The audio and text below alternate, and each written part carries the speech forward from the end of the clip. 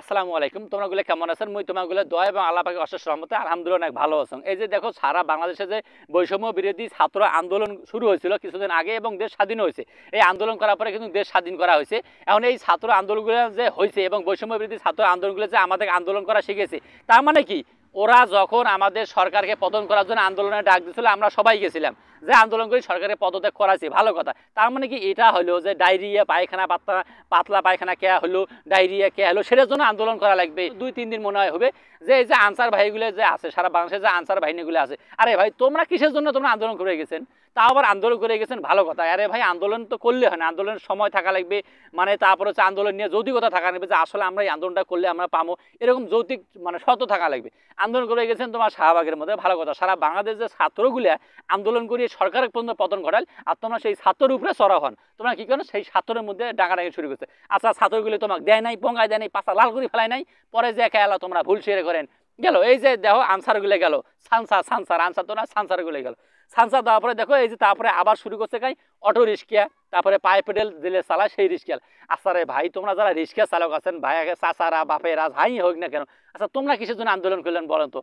মানে তোমারগুলো জামার টাকা আছে, তোমরা অটো রিক্সা করে মানে কিনবেন, আর জামার টাকা নেই তারা পায়ে পেডেল চালে রিক্সা চালাইবেন। হ্যাঁ এটা কথা ঠিক আছে, মানা লাগবে যে হ্যাঁ যারা অটো রিক্সা চালায় তাদের এখানে ভাড়া বেশি পায়, আর যারা পায়ে পেডেল তারা এখানে ভাড়া কম পায়। কিন্তু এটার মানে তো সরকার দেয় না রে ভাই। এখন সরকার তোমাকে কি করে দিবে? সরকার কি তোমাকে একবারে প্রতিজন কি অটো রিক্সা কিনে দিবে? এটা কোনো যৌতিক কথা হলো?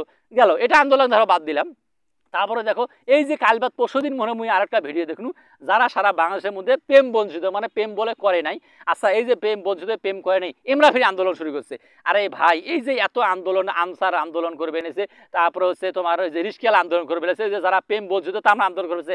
আসলে মোর কি মনে হয় জানেন, এই যে যখন সারা বাংলাদেশে বৈষম্য বিরোধী ছাত্র আন্দোলন শুরু হয়েছিল, এই সময়ে যে মনে করো আরো যে পাতি নেতাগুলো আছে, নাম যাই হোক না কোনো, এই যে পাতি নেতাগুলো যে ঘরে কোনার যে লুকি লুকি আসিল, ইমরা ধরো একবার আসিয়া হয় রিস্কিয়ালা, একবার হয় আনসার, একবার হয় ব্যর্থ প্রেমিক, আমরা কোনোদিনও প্রেম করি নাই, আমরা সিঙ্গেল, এমরাই মনে হয় ঘুরিয়ে ফিরিয়ে এক একবার এক একটা রূপ নিয়ে এই আন্দোলনগুলো করবে লাগছে। আচ্ছা এইসব আন্দোলন কোনো মানে যৌতিকতা আছে?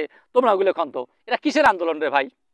তাহলে ইমরা যে আন্দোলনগুলো যদি করবে চায়, তাছাড়া আরও দেখো তোমাগুলো সেদিনকে একটা কথা কইছো এই কালকের ভিডিওতে, এই যে আন্দোলন করে যে শিক্ষকের ঘরে পদত্যাগ কর বানাইছেন, শিক্ষকের যে জুতের মালা দিয়ে বানাইছেন, আরে ভাই শিক্ষক হচ্ছে সবার উপরে, তোমরাগুলো কিসের জন্য শিক্ষকের জুতের মালা গলা দিয়ে দেন?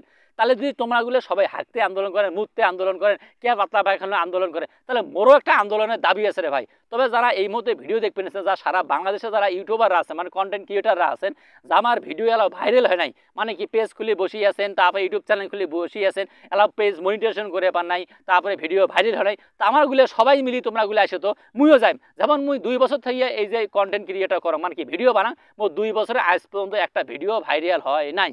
তাহলে মোরও তো একটা আন্দোলনের দায়িত্ব আছে কি, মুইও তোমাগুলো সারা বাংলাদেশের যারা কন্টেন্ট ক্রিয়েটার আছে তোমাগুলো সবাইকে অনুরোধ করে বলেছো, তোমাগুলো সবাই মিলে আসবেন, আমরা একটা আন্দোলনে ডাক দেবো। যে কিসের আন্দোলন? যে ভিডিও কেন ভাইরাল হয় না, ভিডিও কেন দেখে না, মানে আমার ভিডিও কেন দেখে না, আমার ভিডিও কেন ভাইরাল হয় না। তাছাড়া আরও একটা দেখো শেষের মধ্যে একটা কথা কম, সেই কথা নাকি জানেন, এই যে তোমাগুলো তো জানেন সারা বাংলাদেশের কোন কোন জেলার মধ্যে একেবারে বন্যাতে অবস্থা খারাপ, একেবারে ফেনী, কুমিল্লা, লক্ষ্মীপুর, চট্টগ্রাম, এইসব জায়গা যে একেবারে হাজার হাজার মানুষ মারা গেছে।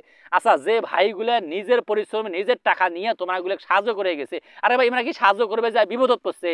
হ্যাঁ আচ্ছা ধরো মুই গেছং সাহায্য করবে, আরে ভাই মোর সামর্থ্য হয়েছে 20টা ফ্যামিলি, মানে মুই সাহায্য করি, মনে করো চাউল টাউল 20টা ফ্যামিলি দিম, ওরে যা তোমার যদি 50টা ফ্যামিলি আসেন সেটা তুমি 50 টাকা দিবে পার না রে ভাই, মোর সামর্থ্য অনুযায়ী মুই গেছো, সেই জন্য তোমাকে ঘুরিয়ে ফিরে মুখে ডাঙাবেন।